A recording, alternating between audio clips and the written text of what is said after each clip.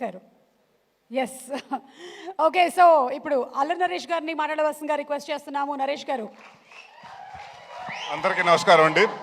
కంగారు పడకండి, ఇప్పటికే 10:30 అయింది. అందరికి ఆకలి వేస్తుంది, దాహం వేస్తుంది, అర్థమైంది.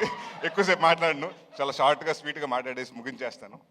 ముందుగా ఇక్కడికి వచ్చిన అంటే ఇది నాకు ఇవాళ మా సక్సెస్ అది ప్రీ రిలీజ్లా లేదండి, ఏదో సక్సెస్ మీటింగ్ ఇంతమంది డైరెక్టర్స్ వచ్చారు. డైరెక్టర్స్ అసోసియేషన్ డేలా ఉంది.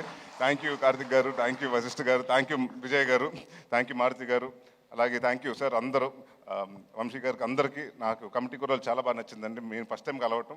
సో ఇక్కడికి వచ్చిన వాళ్ళు అందరూ చాలా కష్టపడి అంటే సినిమా మీద ప్యాషన్ తోటి వచ్చారు. సో ఇక్కడికి అంటే ఇందాక ఎవరు అన్నారు, నా మీద ప్రేమతో కాదండి, సుబ్బు గారి మీద ప్రేమతోటి, రాజా గారి ప్రేమతోటి వచ్చారు వీళ్ళందరూ.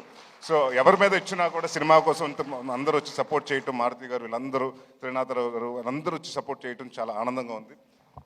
ముఖ్యంగా టెక్నీషియన్స్ నుంచి మొదలు పెడతానండి.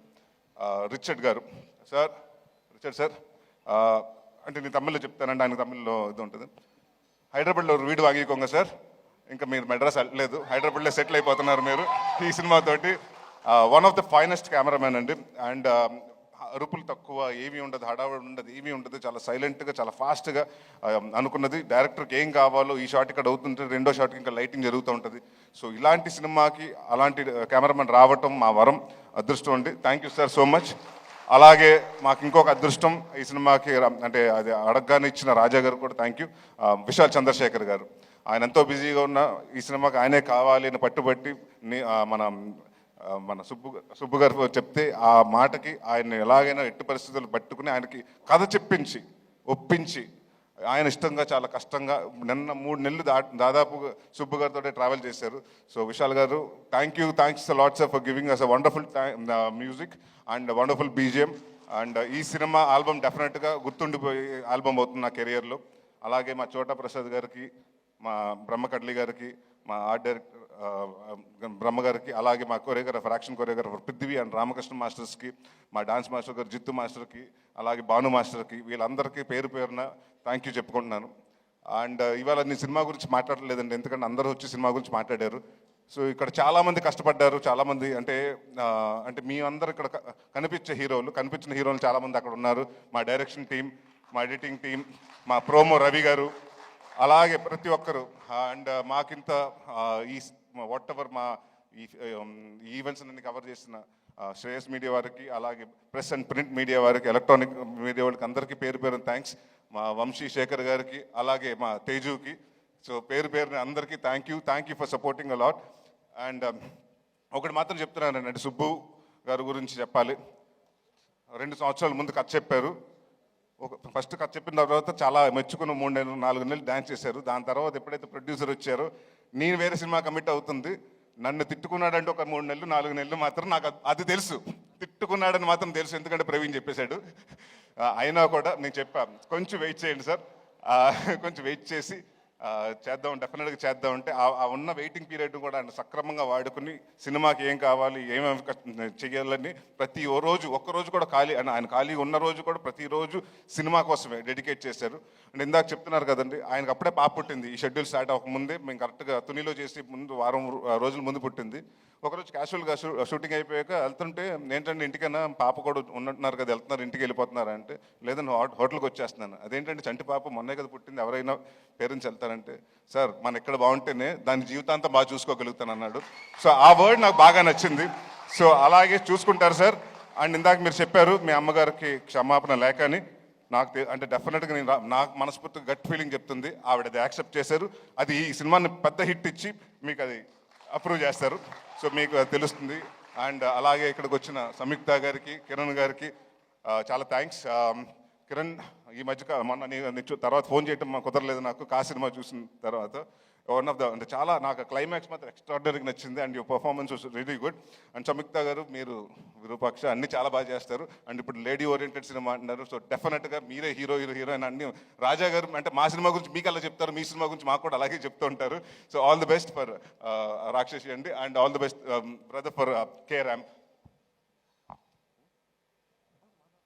ఉంది సార్, అయిపోలేదు. ఆయన గురించి కొంచెం 2 నిమిషాలు ఎక్కువ మాట్లాడమంటున్నాడు. అండ్ అమృత అయ్యర్ గురించి చాలా డిసిప్లిన్ పర్సన్, టైం వచ్చి అన్ని ఏదైనా డైరెక్టర్ ఏం కావాలో చెప్తే అది చేసి artist. So very happy to work with you. And Hanuman జనవరితో హనుమాన్ ఇయర్ బిగినింగ్లో హనుమాన్తో స్టార్ట్ చేశారు, అలాగే బచ్చల మల్లితో పెద్ద బ్లాక్ బస్టర్తో ఎండ్ చేయాలని కోరుకుంటున్నాను. అండ్ ఇంకా మా ప్రవీణ్ గారి గురించి, వినయ, రోషన్ అండ్ మన మర్చిపోయి నీ గురించి మళ్ళీ చెప్పకపోతే మళ్ళీ ఇంకో నెక్స్ట్ ప్రెస్ మీట్ లేదా మళ్ళీ మాట్లాడతారు. సార్ మిమ్మల్ని మా ఫాదర్ కింద చేశారు, సినిమాలో మాత్రం హెట్ చేస్తాను sir, but really in life I really love you sir. And అలాగే Ankit Goyal, all the very best Ankit. I know you have a very bright future. Madhu గారికి అంటే మా డైరెక్టర్ గారికి ప్రతి సిట్టింగ్లో అంటే స్టోరీ సిట్టింగ్లో, మందు సిట్టింగ్లో అన్నింటిలో కూర్చొని మా మధు గారికి, సో ఆయనకి కూడా థ్యాంక్స్ చెప్పుకున్నాను. ఇంకెవరినన్నా మర్చిపోయి ఉంటే మర్చిపోయాను, ప్రొడ్యూసర్ గురించి చెప్పాలి కదా. ఎందుకంటే ఈయనకి మేము ఆస్థాన కవుల్లాగా, మేము ఆస్థాన హీరోలు. ఈయనకి నేను సందీప్ కిషన్. సో ఇప్పుడు ఫస్ట్ సినిమా నాతోటి, సెకండ్ సినిమా సందీప్ తోటి, థర్డ్ సినిమా నాతోటి, ఫోర్త్ సినిమా ఆయనతోటి, అలాగా. సో ఇదే జర్నీ కొనసాగాలంటే మళ్ళీ మనం నెక్స్ట్ ఇయర్ కూడా ఇంకో సినిమా చేస్తున్నాం. సో ఎవ్రీ ఇయర్ హాస్యతోటి నాకు ఇది మోర్ లైక్ హోమ్ బ్యానర్ లాగా అయింది. ఏది అడుగుతుంది ఫస్ట్ నీ కథ చెప్పిన తర్వాత, సార్ ఈ సినిమా కొంచెం అంటే సీజీలు ఇవన్నీ వద్దు సార్, రియలిస్టిక్ లొకేషన్స్కి వెళ్దాం, ఒక 95లో జరిగేది 2005లో జరిగే కదా, సో రియలిస్టిక్ లొకేషన్స్కి వెళ్దాం అని చెప్తే, నాకు మంచి కెమెరామెన్, మంచి టెక్నీషియన్స్ కావాలంటే ఈ సినిమా దానికి అది మాత్రం తగ్గను. ఎవరి కోసం తగ్గాలి, ఎందుకు తగ్గాలని అక్కడ మొదలు పెట్టాను రాజా గారు టెక్నీషియన్స్తో పాటు. ఇంకా అక్కడి నుంచి ఆయన అడిగింది ప్రతిదీ ఇచ్చారు. అండ్ ఇంకొక చాలా ఆనందంగా షూటింగ్ చేసామండి, ఎందుకంటే 90% ఆయన రాలేదు అక్కడ కాబట్టి. ఆయన హైదరాబాద్లో ఉండేవారు, మీ తునిలో చేసుకుంటే ఏంటి ప్రొడ్యూసర్ రావట్లేదంటే వేరే సినిమా జరుగుతుంది సార్, ఇంకో సినిమాకి సిట్టింగ్ జరుగుతుంది సార్, ఇంకో హీరోని కలుస్తున్నారు సార్ అని.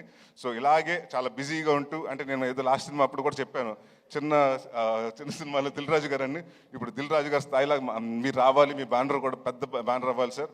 అండ్ డెఫినెట్గా మీరు ఇందాక ఆయన చెప్పినట్టు 3.5 లక్షల ఫర్నిచరు, ఇంకో 30 లక్షల ఫర్నిచర్ అవ్వాలి, దాని తర్వాత అలా పెరుగుతూ ఉండాలి, బట్ అదే ఆఫీస్ ఉండాలి. మీరు ఎన్ని సంవత్సరాలు ఉంటే ఎన్ని సంవత్సరాలు సినిమా ఇండస్ట్రీలో ఉండాలి. All the very best. ఇంకెవరన్నా మర్చిపోతే పేరున సారీ అండి, అంటే ఎవరన్నా మర్చిపోతే ఇంటెన్షనల్గా కాదు, ఐమ్ సారీ. అండ్ యా ఒకటి మాత్రం చెప్తున్నానండి, అంటే నా కాన్ఫిడెన్స్ ఉంటే ఈ మధ్యకాలంలో, అంటే మనం ఒక యాక్టర్గా చేసినప్పుడు తెలిసిపోతుంది. నేను నాంది చేస్తున్నప్పుడు మా ప్రొడ్యూసర్ సతీష్ గారిని పిలిచి రెండో రోజున చెప్పా, ఏమంటే ఎంత బాగా చెప్పాడు, అంత బాగా తీస్తున్నాడండి, రెండో సినిమా అడ్వాన్స్ ఇవ్వమని.